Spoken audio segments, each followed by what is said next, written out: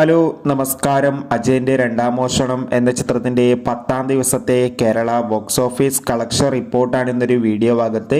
വീഡിയോയിലേക്ക് മുൻപ് video like ചെയ്യുക, ചാനൽ സബ്സ്ക്രൈബ് ചെയ്യുക. സെപ്റ്റംബർ മാസം ധാരാളം ചിത്രങ്ങൾ OTT റിലീസ് ചെയ്യാൻ പോവുകയാണ്. നമ്മുടെ ചാനൽ ഭാഗം പരിശോധിച്ചാൽ നിങ്ങൾക്ക് കാണാൻ വേണ്ടി സാധിക്കുന്നതായിരിക്കും. ടൊവിനോ തോമസ്, ബേസിൽ ജോസഫ് എന്നൊക്കെ പ്രധാന കഥാപാത്രങ്ങളായ ചിത്രമായിരുന്നു അജയന്റെ രണ്ടാം മോഷണം. ചിത്രത്തിന് മികച്ചൊരു പോസിറ്റീവ് റെസ്പോൺസ് തന്നെയാണ് ഇപ്പോഴും പുറത്തുവന്നുകൊണ്ടിരിക്കുന്നത്.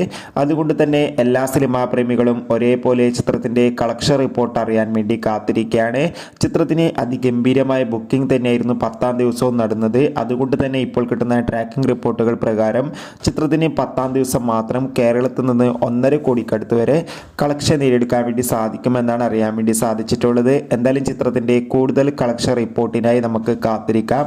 ചിത്രം കണ്ടവരുടെ അഭിപ്രായം കമന്റ് ചെയ്യുക. കൂടുതൽ സിനിമാ വാർത്തകൾക്കായി ചാനൽ സബ്സ്ക്രൈബ് ചെയ്യുക.